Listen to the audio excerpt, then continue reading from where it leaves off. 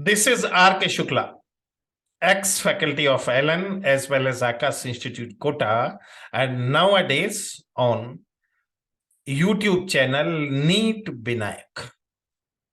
तो बच्चों, अभी हम लोग बात कर रहे हैं chemical control and coordination, 11th NCERT का 22nd चैप्टर के बारे में हम लोग बात कर रहे हैं। ठीक है, इसका एक लेक्चर हम लोग कंप्लीट कर चुके हैं और ये इसका सेकंड लेक्चर है। इस बात को अच्छी तरह से दिमाग में सेट करके रखना, ये कौन से नंबर का लेक्चर है? ये सेकंड नंबर का लेक्चर है। तो चलिए बात करते हैं, इस बारे में हम लोग यहाँ डिस्कशन कर रहे हैं और ये जानने का प्रयास कर रहे हैं कि इसको हमें किस तरह से डेवलप करना है और कैसे हमें। तो ये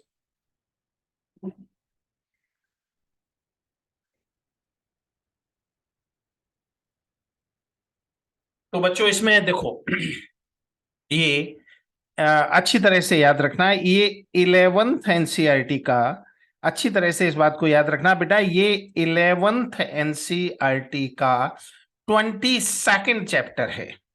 11th एनसीईआरटी का 22nd चैप्टर है ये, और इसका जो हेडिंग है, 11th एनसीईआरटी का 22nd चैप्टर है और इसका हेडिंग है chemical control as well as coordination. ठीक है, इसके बारे में हम लोग यहाँ पर and integration, coordination, chemical control as well as integration, ये इसका हेडिंग है। इसके बारे में अभी हम लोग यहाँ पर डिस्कस कर रहे हैं। ठीक है, तो अब जरा ध्यान से देखो, इसमें कुल मिलाकर एनसीईआरटी में 4 हेडिंग हैं। 22.1 एंडोक्राइन ग्लैंड एंड हार्मोन, ये पेज नंबर 331 पर है, जिसके बारे में हम लोग डिस्कशन कर चुके हैं।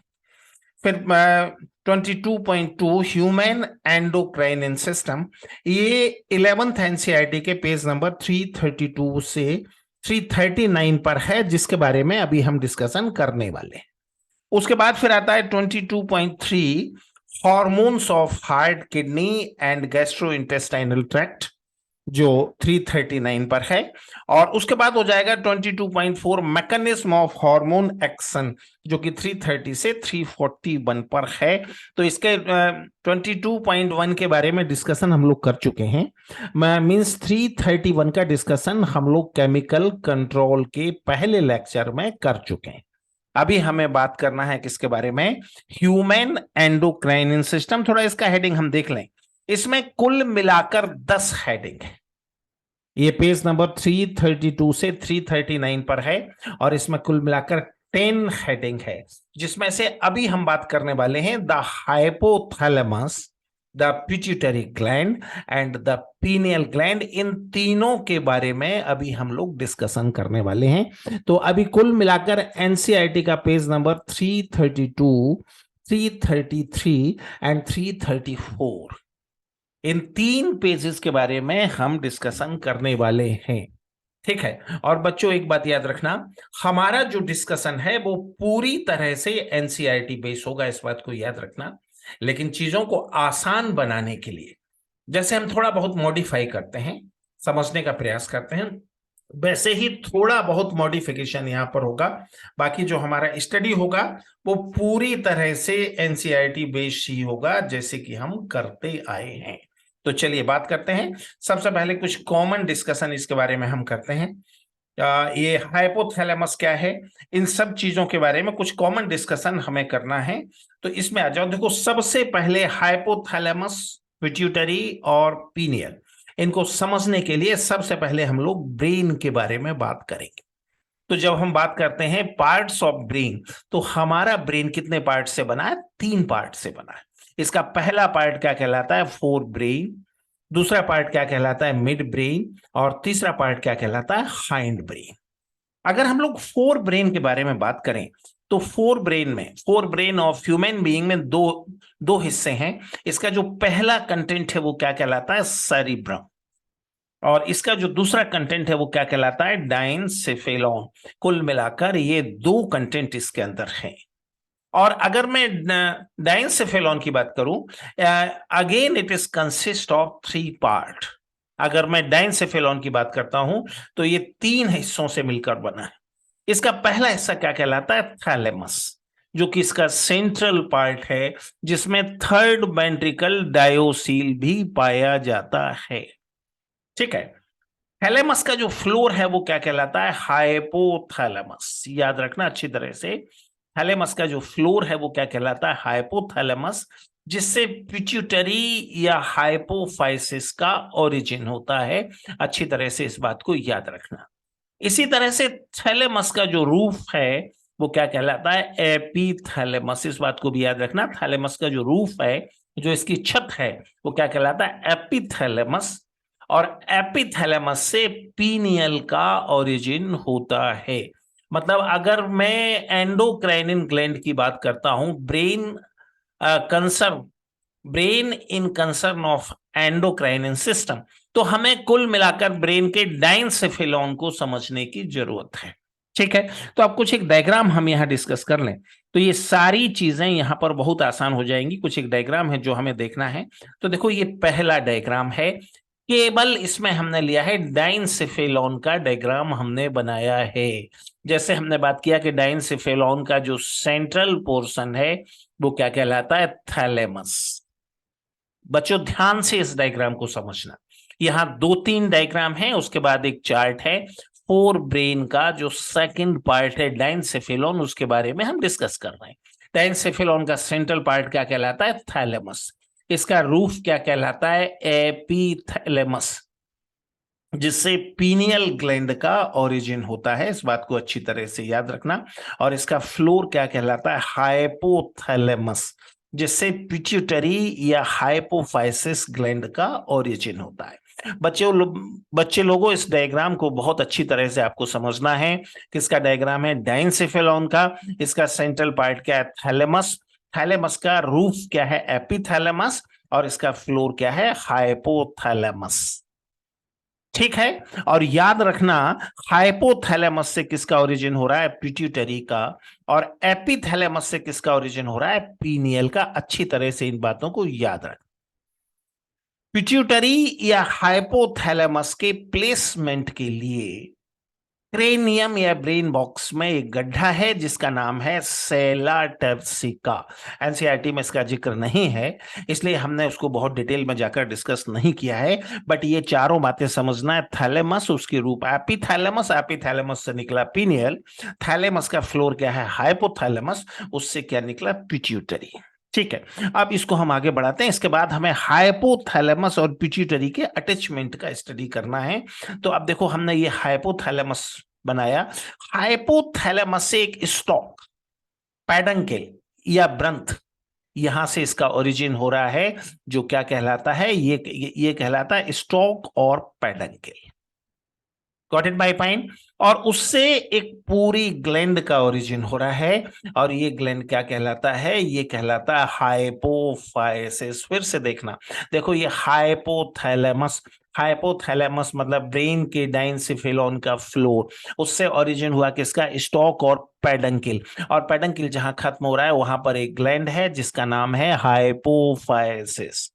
और याद रखना, स्टॉक और हाइपोफाइसिस, ये दोनों मिल मिलाकर क्या कहलाते हैं? ये दोनों मिल मिलाकर कहलाते हैं पिट्यूटरी। याद रखना, ये स्टॉक और ये पूरा जो ग्लैंड है ये क्या कहलाता है? ये दोनों मिलकर कहलाते हैं पिट्यूटरी। ठीक है। So pituitary is consist of two part. First part of pituitary, which is originated from hypothalamus, is called as stalk or peduncle. और पिट्यूटरी का जो मेन पार्ट है वो क्या कहलाता है? This is called as hypophysis. ये इसका मेन पार्ट है। और मेन पार्ट क्या कहलाता है? हाइपोफाइसिस कहलाता है। इस बात को बच्चों अच्छी तरह से याद रखें। अब देखो, हाइपोफाइसिस या पिट्यूटरी, बेटा इस डायग्राम को बहुत अच्छी तरह से देखना। अगर ये डायग्राम समझ आएगा तो ये पूरा एंडोक्राइनिन आपके लिए बहुत आसान हो जाने वाला है। ठीक है। अब देखो, पिट्यूटरी का 3 पार्ट है। ये जो इसका सबसे बड़ा पार्ट है, जो लगभग 2/3 कवर करता है, ये वाला जहां पर अभी मेरा कर्सर घूम रहा है, ये 2/3 कहलाता है एंटीरियर पिट्यूटरी। ठीक है। बीच में एक छोटा सा पार्ट है, ये कहलाता है intermediate pituitary.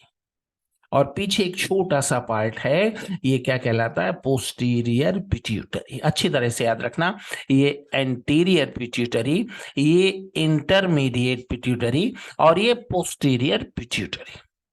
Got it my point? अब ध्यान देने वाली बात यह है कि जो इंटरमीडिएट पिट्यूटरी है, इसका लगभग एंटीरियर पिट्यूटरी में मर्जर हो जाता है। इस बात को याद रखना। तो बच्चों याद रखना, पिट्यूटरी में कितना पार्ट है? पिट्यूटरी में कुल मिला के 3 पार्ट है। पहला पार्ट एंटीरियर पिट्यूटरी, दूसरा पार्ट क्या है? इंटरमीडिएट पिट्यूटरी, और तीसरा पार्ट क्या है? Posterior pituitary. अब बच्चों एक बात और बता दूं, पोस्टीरियर पिट्यूटरी का अपना कोई भी हार्मोन नहीं होता। इसके 2 हार्मोन हैं जिनका सिंथेसिस कहां होता है? हाइपोथैलेमस में होता है।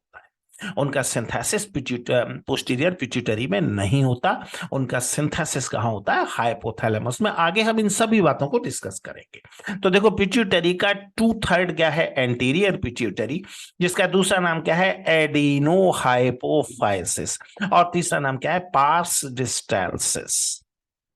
ठीक है। इसी तरह से छोटा सा पार्ट है इंटरमीडिएट लोब और पार्स इंटरमीडिया, और तीसरा जो पोस्टीरियर पार्ट है, उसका पोस्टीरियर पिट्यूटरी का दूसरा नाम क्या है? न्यूरो हाइपोफाइसिस, और तीसरा नाम क्या है? Parse nervosa. इन 3 नामों से हम इसे पुकारते हैं। गॉट इट माय पॉइंट और नॉट? ठीक है। फिर यहां से आगे बढ़ जाओ। अब देखो, फिर से हम लोग सेम डायग्राम एक बार हम लोग फिर से बना रहे हैं। अब यहां जरा ध्यान से देखना। देखो, ये हाइपोथैलेमस, ये पेडंकिल, और ये एंटीरियर पिट्यूटरी, ये इंटरमीडिएट पिट्यूटरी, और ये पोस्टीरियर पिट्यूटरी। ठीक है। अब देखो, एंटीरियर हाइपोथैलेमस और एंटीरियर पिट्यूटरी के बीच में एक कनेक्शन है, इसको याद रखना। देखो, एंटीरियर पिट्यूटरी से कुल मिलाकर 6 हार्मोन का सीक्रेशन होता है। ठीक है। कौन कौन से 6 हार्मोन है अभी हम डिस्कस करेंगे। तो एंटीरियर पिट्यूटरी से कितना हार्मोन निकला? 6 हार्मोन। और एक हार्मोन कहां से निकलता है? इंटरमीडिएट पिट्यूटरी से। मतलब पिट्यूटरी से टोटल कितने हार्मोन निकलते हैं? 7 हार्मोन। 2 हार्मोन पोस्टीरियर पिट्यूटरी के माने जाते हैं, बट वास्तव में उनका सिंथेसिस कहां होता है? हाइपोथैलेमस में। हाइपोथैलेमस में न्यूक्लियस पाए जाते हैं। पैरावेंट्रिकुलर एंड सुप्राऑप्टिक 2 तरह के न्यूक्लियस पाए जाते हैं। अब बच्चों एक बात यहां पे समझ में आना चाहिए कि आखिर न्यूक्लियस का मतलब क्या होता है, किस चीज को हम न्यूक्लियस कहते हैं, ये हमें थोड़ा समझ में आना चाहिए। तो बच्चों एक बात याद रखना कि जो न्यूरॉन है उसका मेन पार्ट क्या कहलाता है? न्यूरॉन का मेन पार्ट अच्छी तरह से याद रखना, न्यूरॉन का मेन पार्ट क्या कहलाता है? वो कहलाता है साइटोन। और अगर साइटोन सेंट्रल नर्वस सिस्टम के अंदर कोई गुच्छा बनाता है, कोई बंच बनाता है, तो ऐसा साइटोन क्या कहलाता है? न्यूक्लियस। ठीक है। और ऐसे न्यूक्लियस हाइपोथैलेमस में पाए जाते हैं। इस बात को अच्छी तरह से याद रखना। कहां पाए जाते हैं? हाइपोथैलेमस में। और हाइपोथैलेमस में जो इस तरह के न्यूक्लियस पाए जाते हैं, वो क्या करते हैं? हार्मोन का सीक्रेशन करते हैं। ठीक है। तो चलो बेटा, फिर वहीं हम लोग पहुंचते हैं जहां हम लोग बात कर रहे थे। ये 2-3 डायग्राम है, इनको बहुत अच्छे ढंग से हमें समझना है। ये हाइपोथैलेमस, ये पूरा पिट्यूटरी। एंटीरियर पिट्यूटरी और हाइपोथैलेमस के बीच में एक कनेक्शन है, और ये कनेक्शन क्या कहलाता है? हाइपोथैलेमो हाइपोफाइसियल पोर्टल सिस्टम। क्या कहलाता है? हाइपोथैलेमो हाइपोफाइसियल पोर्टल सिस्टम। एंटीरियर पिट्यूटरी से कितने हार्मोन निकलते हैं? 6। इंटरमीडिएट से कितना निकलता है? 1। और इन सभी को कंट्रोल करने वाले 14 हार्मोन, ये कुल मिलाकर 7 हार्मोन पिट्यूटरी में बनते हैं। और इन 7 हार्मोन को कंट्रोल करने वाले 14 हार्मोन कहां बनते हैं? हाइपोथैलेमस। और ये हाइपोथैलेमस से पिट्यूटरी में कैसे पहुंचेंगे? ये हाइपोथैलेमो हाइपोफाइसियल पोर्टल सिस्टम से होकर पहुंचेंगे। किससे पहुंचेंगे? हाइपोथैलेमो हाइपोफाइसियल पोर्टल सिस्टम। पोस्टीरियर पिट्यूटरी के 2 हार्मोन हैं, एडीएच और ऑक्सीटोसिन। वास्तव में इनमें दोनों में से एक भी पोस्टीरियर पिट्यूटरी का हार्मोन नहीं है। इन दोनों का सिंथेसिस कहाँ होता है? ये होता है हाइपोथैलेमस में पाए जाने वाले न्यूक्लियस, इनका सिंथेसिस होता है। और वहां से ट्रैक्ट, ट्रैक्ट वास्तव में क्या है? एक्सोन का गुच्छा। याद रखना, साइटोन का गुच्छा अगर सेंट्रल नर्वस सिस्टम के अंदर है तो वो क्या कहलाता है? न्यूक्लियस। और अगर एक्सोन का गुच्छा सेंट्रल नर्वस सिस्टम के अंदर है तो वो क्या कहलाता है? ट्रैक्ट। तो ये एडीएच और ऑक्सीटोसिन यहां से बनकर कहां पहुंचते हैं? पोस्टीरियर पिट्यूटरी में। तो वास्तविकता यह है कि पोस्टीरियर पिट्यूटरी का अपना कोई भी हार्मोन नहीं है। और पोस्टीरियर पिट्यूटरी का हार्मोन कहां से निकलता है? हाइपोथैलेमस के न्यूक्लियस से। तो जिन दो हार्मोन को पोस्टीरियर पिट्यूटरी का हार्मोन माना जाता है, उन दोनों पर हाइपोथैलेमस का डायरेक्ट कंट्रोल है। क्यों डायरेक्ट कंट्रोल है? क्योंकि हाइपोथैलेमस को वो हार्मोन बनाना है और पोस्टीरियर पिट्यूटरी में पहुंचाना है। एंटीरियर पिट्यूटरी से 7 हार्मोन निकलते हैं और उन 7 हार्मोन कुल मिलाकर एंटीरियर पिट्यूटरी से निकलते हैं, इस बात को याद रखना। और उन 7 हार्मोन का के लिए 14 हार्मोन कहां से निकलते हैं? हाइपोथैलेमस से, जो इन 7 हार्मोन को कंट्रोल करते हैं। तो याद रखना, जो इसका एंटीरियर पिट्यूटरी का हार्मोन है उसे रेगुलेट करने का काम कौन करता है? उसे रेगुलेट करने का काम करता है इनडायरेक्टली हाइपोथैलेमस। तो पिट्यूटरी को हम कहते हैं मास्टर ग्लैंड और हाइपोथैलेमस को कहते हैं मास्टर ऑफ मास्टर ग्लैंड। ठीक है, अब थोड़ा सा एक चार्ट यहां पे और समझना है। हार्मोन ऑफ पिट्यूटरी, बच्चों को बड़ा डर लगता है इन हार्मोन से, बड़ा ही कंफ्यूजन इन हार्मोन के बारे में है। इस बात को बच्चों अच्छी तरह से याद रखना। तो यहां पर थोड़ा सा हम लोग बात करेंगे हार्मोन्स ऑफ पिट्यूटरी के बारे में बात करेंगे। बड़ा ही कंफ्यूजन बच्चों में इन हार्मोन्स को लेकर है। देखो, पिट्यूटरी का जो पोस्टीरियर पिट्यूटरी है, ये एंटीरियर पिट्यूटरी है और ये इंटरमीडिएट पिट्यूटरी है। अब एक फॉर्मूला यहां पर हमने लिया है, audit officer fail in past medical. मतलब अभी जो ऑडिट ऑफिसर है, याद रखना, अभी जो ऑडिट ऑफिसर है वो पुराने मेडिकल एंट्रेंस के एग्जाम में फेल हो गया था, इस बात को याद रखना। Audit officer fail in past medical, पहले के मेडिकल में ये ऑडिट ऑफिसर फेल हो गया था। जैसे कि आपको मालूम है, हमारे फॉर्मूला में केवल कैपिटल लेटर का मतलब होता है, स्मॉल लेटर का कोई मतलब हमारे फॉर्मूला में नहीं होता। जैसे ऑडिट में केवल ए का मतलब है, ऑफिसर में केवल ओ का मतलब है, यहां फेल में एफ और एल का मतलब। तो याद रखना, audit officer for posterior pituitary, audit officer किसके लिए है? पोस्टीरियर पिट्यूटरी के लिए। और फेल इन पास्ट, ये एंटीरियर पिट्यूटरी का हार्मोन है। और मेडिकल में केवल एम कैपिटल है, तो हमारा मतलब केवल एम से है। और एम का संबंध किससे है? इंटरमीडिएट से है। इस बात को अच्छी तरह से याद रखना। ठीक है, तो अब एक बात यहां पे याद रखना है कि पोस्टीरियर पिट्यूटरी से 2 हार्मोन निकलता है, A for ADH and O for oxytocin. A for ADH and O for oxytocin. Anterior pituitary से कितना हार्मोन निकलता है? F for FSH, L for LH। और ये दोनों हार्मोन आपस में मिलकर क्या कहलाते हैं? ये दोनों हार्मोन आपस में मिलकर कहलाते हैं गोनेडोट्रोफिक हार्मोन। उसके बाद P for prolactin, A for ACTH, S for STH और growth hormone and T for TSH। Got it my point? फिर से एक बार इस फॉर्मूले को समझो। इसका ऑडिट ऑफिसर वाला जो पार्ट है वो पोस्टीरियर पिट्यूटरी के लिए है, fail in past anterior pituitary के लिए है, और मेडिकल किसके लिए है? इंटरमीडिएट पिट्यूटरी के लिए। तो A for ADH, O for oxytocin, F for FSH, L for LH, P for prolactin, A for ACTH, S for STH और growth hormone, T for TSH। ठीक है, और M फॉर MSH मतलब melanocyte stimulating hormone. इनमें oxytocin और ADH वास्तव में posterior pituitary के हार्मोन है, और इन पर हाइपोथैलेमस, ये वास्तव में हाइपोथैलेमस के हार्मोन, पोस्टीरियर पिट्यूटरी ने, और इन पर डायरेक्ट कंट्रोल है हाइपोथैलेमस का। ठीक है, और ये सब एंटीरियर पिट्यूटरी के हार्मोन हैं, ये इंटरमीडिएट पिट्यूटरी का हार्मोन है, और इन हार्मोन में याद रखना इनको हाइपोथैलेमस इनडायरेक्टली कंट्रोल करता है। ठीक है, अब यहां से आगे बढ़ जाएं। अब थोड़ा सा बात कर लें हाइपोथैलेमस एंड पिट्यूटरी के बारे में। The hypothalamus is basal part of diencephalon, यही बात हम करते आ रहे हैं कि उसका ये फ्लोर है, बेसल पार्ट है फोर्थ ब्रेन। ये एनसीईआरटी के फिगर 22.1 पर है। And it regulate a wide spectrum of body function, ये पिट्यूटरी को कंट्रोल करता है और पिट्यूटरी पूरी बॉडी को कंट्रोल करता है।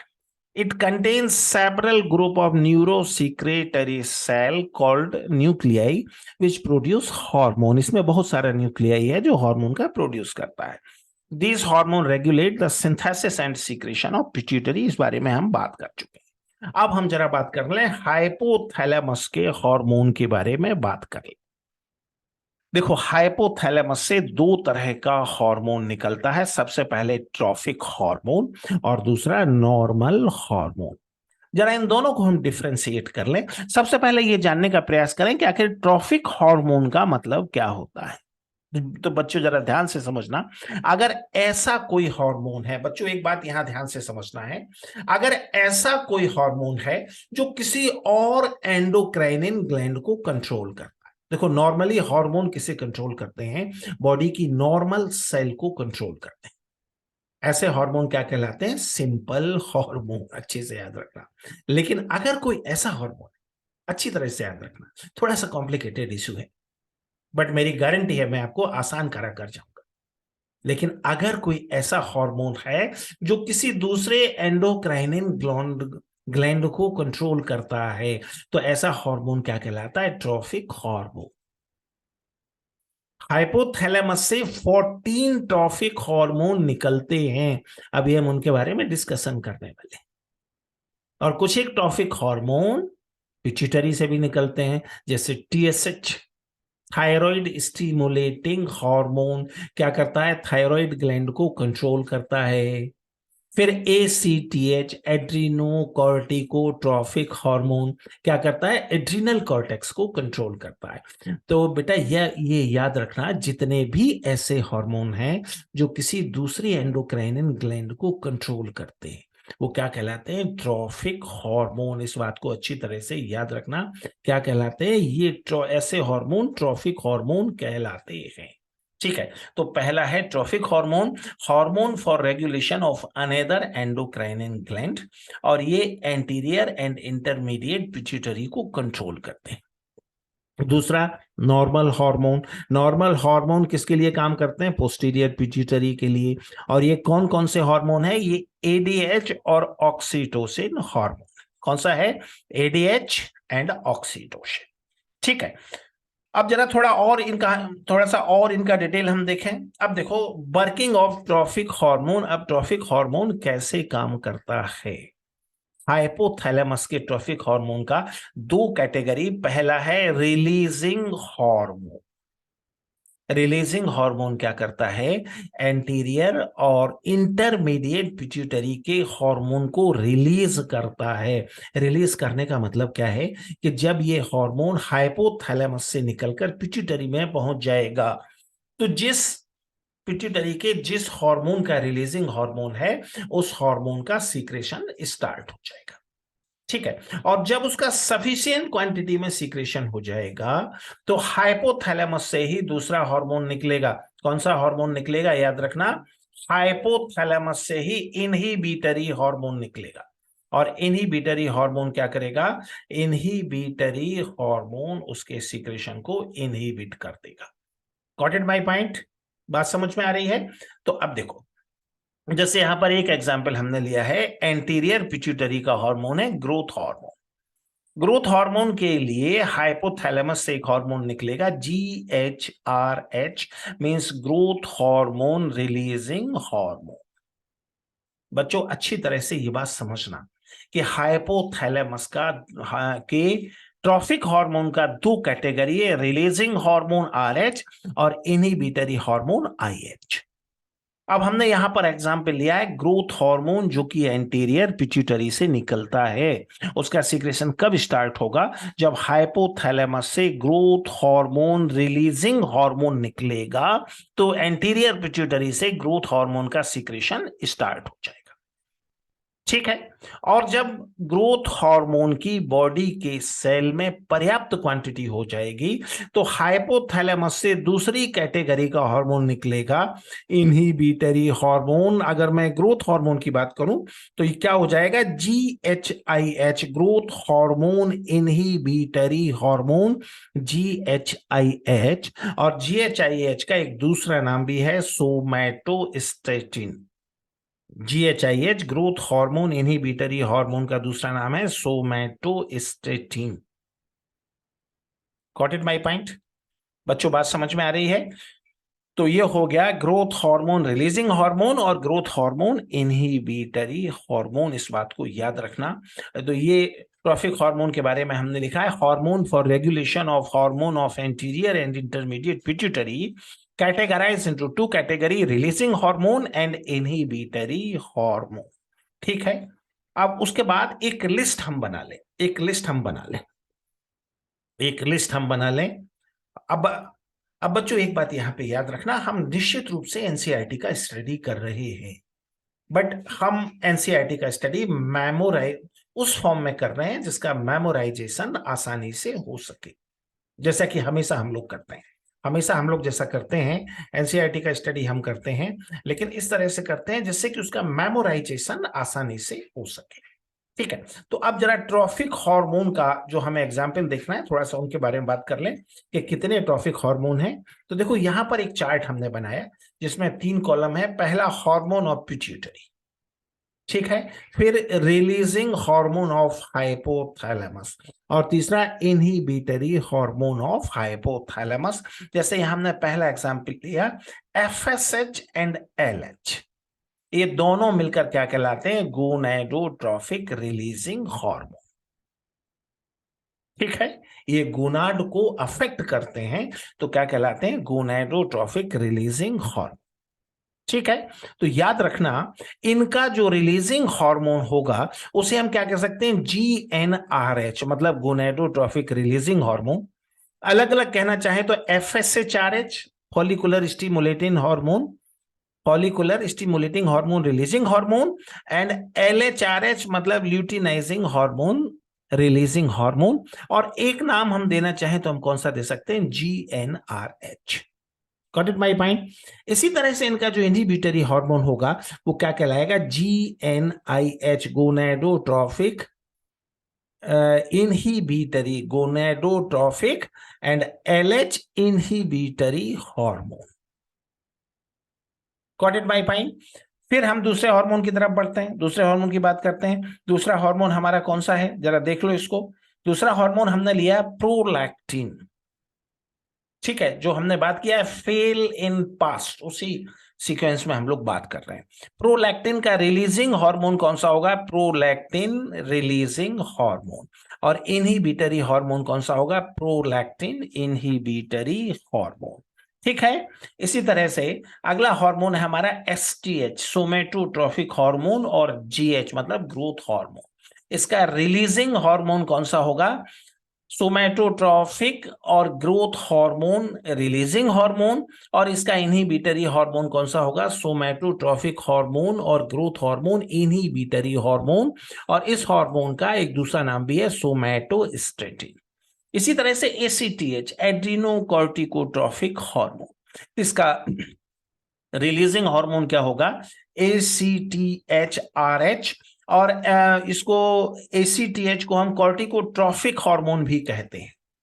तो इसका जो रिलीजिंग हार्मोन होगा उसका एक नाम हो जाएगा कॉर्टिकोट्रोफिक रिलीजिंग हार्मोन, और इसके इनहिबिटरी हार्मोन का नाम क्या हो जाएगा? ACTHIH और कॉर्टिकोट्रोफिक IH। ठीक है।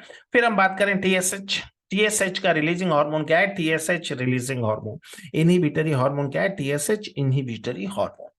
और इसी तरह से MSH का जो रिलीजिंग हार्मोन है MSH रिलीजिंग हार्मोन, और इनहिबिटरी हार्मोन क्या है? MSH इनहिबिटरी हार्मोन और MIH। ठीक है। अब जरा यहां पर आ जाओ, अब पोस्टीरियर पिट्यूटरी का जो हार्मोन निकलता है उसके बारे में बात कर लें। Hormone of posterior pituitary are synthesised in hypothalamus and released from posterior pituitary. ये पोस्टीरियर पिट्यूटरी का हार्मोन है ही नहीं, सच बात ये। ये किसका हार्मोन है? ये हाइपोथैलेमस का है। अच्छा, और ये चूंकि हाइपोथैलेमस से बनकर पोस्टीरियर पिट्यूटरी पर आता है, तो इन दोनों पर हाइपोथैलेमस का डायरेक्ट कंट्रोल होता है। कौन कौन सा हार्मोन है? एडीएच और एंटी डायूरेटिक हार्मोन, और वैसोप्रेसिन एंड ऑक्सीटोसिन और पिटोसिन, ये इसका हार्मोन है।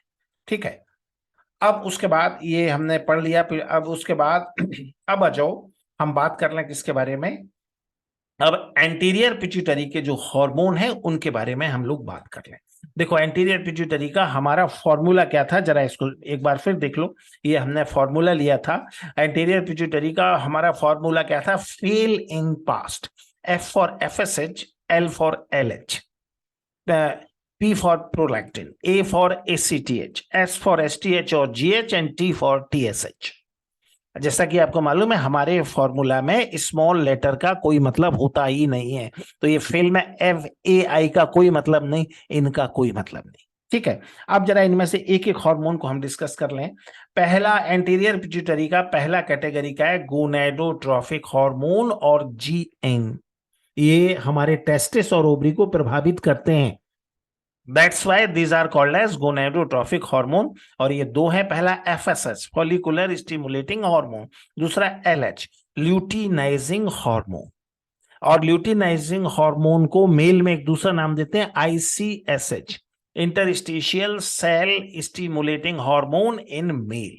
और उसके बाद प्रोलैक्टिन और मैमोट्रोफिक हार्मोन, जिसको MTH भी कहा जाता है। ठीक है, फिर उसके बाद ACTH एड्रीनोकॉर्टिकोट्रोफिक हार्मोन और कॉर्टिकोट्रोफिक हार्मोन, इन सभी के फंक्शन भी अभी हम डिस्कस करेंगे। उसके बाद STH और ग्रोथ हार्मोन, सोमेटोट्रोफिक और growth hormone. TSH thyroid stimulating hormone. और उसके बाद इंटरमीडिएट पिट्यूटरी से निकलने वाला MSH और मिलेनोसाइट स्टिमुलेटिंग हार्मोन। ठीक है, उसके बाद अगर पोस्टीरियर पिट्यूटरी से बात करें तो पोस्टीरियर पिट्यूटरी के जो हार्मोन है वो वास्तव में किसके हार्मोन है? हाइपोथैलेमस के। कौन कौन सा है? ADH और एंटी डायूरेटिक हार्मोन और वैसोप्रेसिन और पिट्रेसिन, और दूसरा क्या है? ऑक्सीटोसिन और पिटोसिन। ठीक है, फिर उसके बाद अगला हार्मोन हम डिस्कस करें। यहाँ पे थोड़ा सा देख लें, ये इसके बारे में कुछ अलग अलग हम बात करते हैं। ये अब यहां पर इनके फंक्शन के बारे में हम थोड़ा सा बात कर लें। तो देखो, FSH का मेल में टारगेट क्या है? टेस्टिस।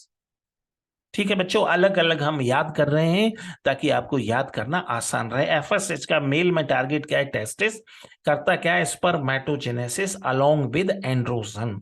एंड्रोजन का मतलब क्या है? टेस्टोस्टेरोन। उसके साथ मिलकर ये क्या करता है? स्पर्मेटोजेनेसिस। फीमेल में FSH का टारगेट क्या है? ओवरी। और ये क्या करता है? डेवलपमेंट ऑफ ग्राफियन फॉलिकल, मतलब oogenesis।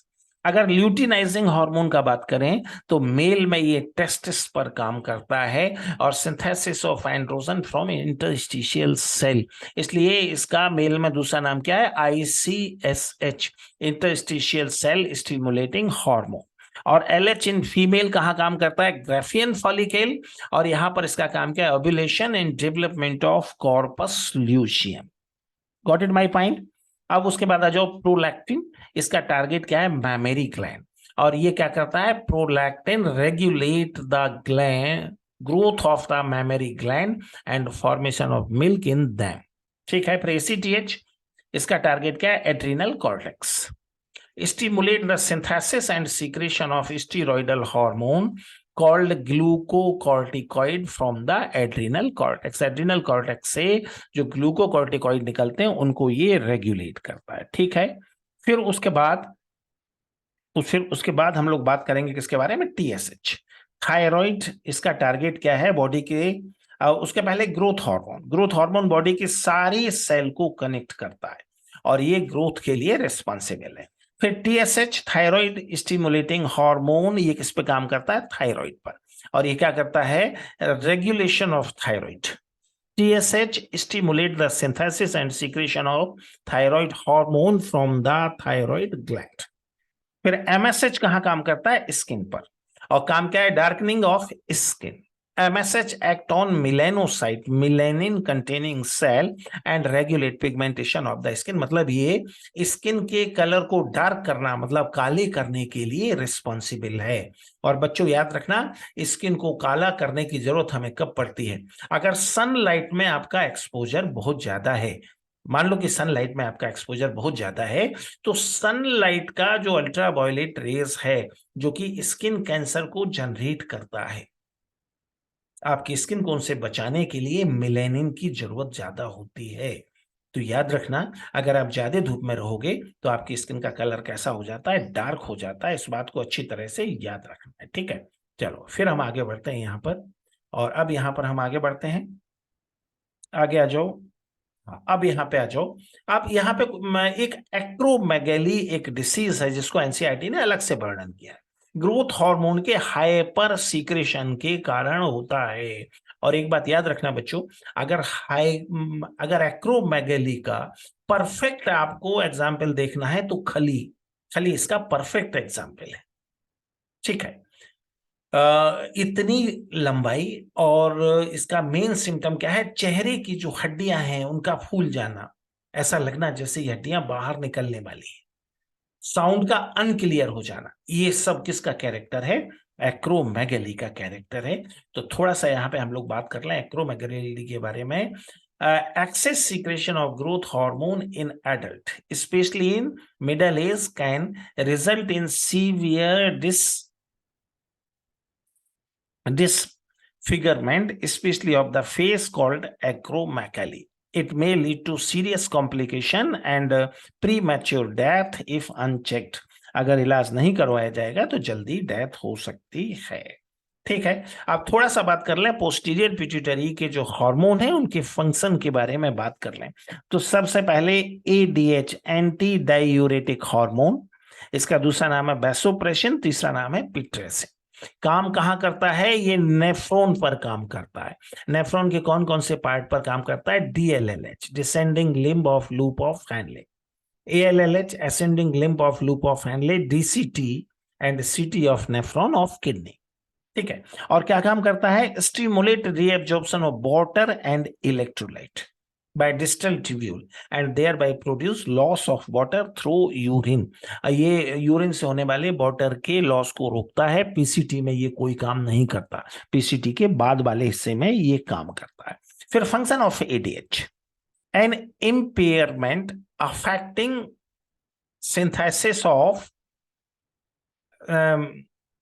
synthesis or release of ADH result in a diminished ability of kidney to conserve water, leading to water loss and dehydration। This condition is known as diabetes insipidus और polyuria। बेटा एक बात याद रखना, ADH हमारे क्या करता है? हमारे नेफ्रॉन में वाटर का एब्जॉर्प्शन करवाता है। मतलब नेफ्रॉन से वाटर को निकालकर कहां पहुंचाता है? ये ब्लड में पहुंचाता है। अगर ADH का सीक्रेशन कम हो जाए तो ब्लड का एब्जॉर्प्शन कम हो जाएगा। उससे हमें दो लॉस होंगे, एक तो बार बार यूरिनेशन होगा, बार बार यूरिन का रिलीज होगा जिसे हम कहते हैं पॉलीयूरिया, और दूसरा बॉडी मतलब ब्लड में वाटर की कमी हो जाएगी, और ये कंडीशन क्या कहलाती है? ये कंडीशन कहलाती है डिहाइड्रेशन। ठीक है, बात समझ में आ रहा है? तो इन दोनों को हमें यहाँ पर याद रखना है, ठीक है। चलो अब यहाँ से हम आगे बढ़ जाएं, और अब थोड़ा सा बात कर लें ऑक्सीटोसिन और पिटोसिन। ये भी हाइपोथैलेमस से निकलने वाला और पोस्टीरियर पिट्यूटरी से रिलीज होने वाला हार्मोन है। तो ये smooth muscles of uterus and body and mammary gland पर काम करता है। जब बच्चे का जन्म होता है तो ये सबसे ज्यादा सीक्रेशन ऑक्सीटोसिन का होता है, और ये क्या करता है? ये यूटेरस की मसल्स, स्मूथ मसल्स को कॉन्ट्रैक्ट करता है, जिससे लेबर पेन होता है और बच्चे के बाहर निकलने की प्रोसेस चलती है। तो oxytocin act on the smooth muscles of our body and stimulate their contraction, ठीक है। In female it stimulate a vigorous contraction of uterus at the time of child birth and milk ejection from the mammary gland. मतलब बच्चे के जन्म में इसका योगदान है, ठीक है। और तो ये पार्चुरेशन हार्मोन कहलाता है। और मिल्क के इजेक्शन में प्रोलैक्टिन क्या करता है? प्रोलैक्टिन मैमेरी ग्लैंड में बच्चे के जन्म के बाद मिल्क का सिंथेसिस करवाता है, लेकिन उसका इजेक्शन मतलब बाहर निकलना कौन करवाता है? ऑक्सीटोसिन। फिर थोड़ा सा बात कर लें पीनियल ग्लैंड के बारे में। पीनियल ग्लैंड का लोकेशन हमने देख लिया। The pineal gland is located on the dorsal side of forebrain. Pineal secret a hormone called melatonin. थोड़ा सा ये मेलेटोनिन का फंक्शन हम डिस्कस कर लें तो बेटा एक फॉर्मूला याद रखना, मनोज तिवारी डीएसपी। मनोज तिवारी क्या बन गए? Deputy superintendent of police. ठीक है, डिप्टी सुपरिंटेंडेंट ऑफ पुलिस। और मनोज में केवल एम कैपिटल है तो उसका ही मतलब है, तिवारी में केवल टी कैपिटल है तो उसका ही मतलब है। हमारे फॉर्मूलाज में स्मॉल लेटर का कोई मतलब नहीं होता। अब एम फॉर मेटाबॉलिज्म और मेंस्ट्रुएशन साइकिल, इन दोनों को ये रेगुलेट करने का काम करता है। कौन करता है? पीनियल ग्लैंड का जो हार्मोन है melatonin. T for body temperature.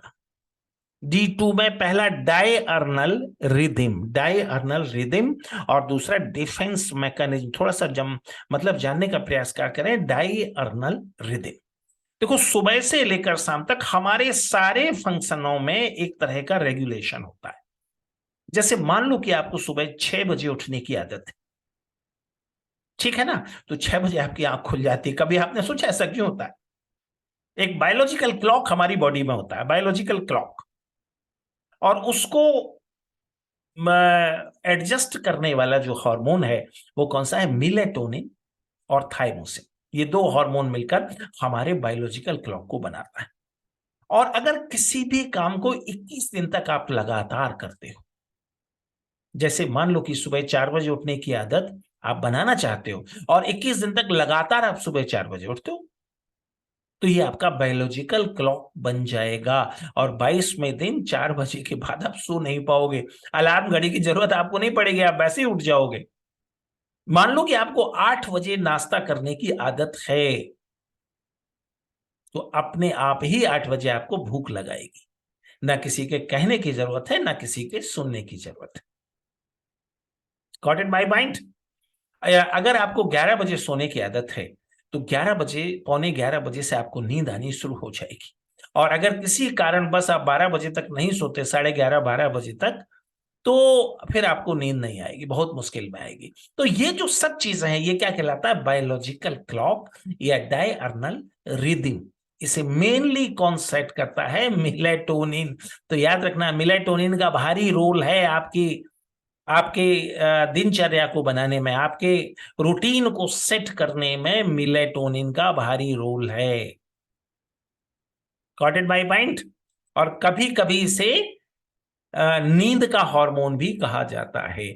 अगर आपको 11 बजे सोने की आदत है तो आपके ब्लड में 10:30 बजे से इसका सीक्रेशन बढ़ जाएगा और 11 बजे आपको नींद आनी शुरू हो जाएगी।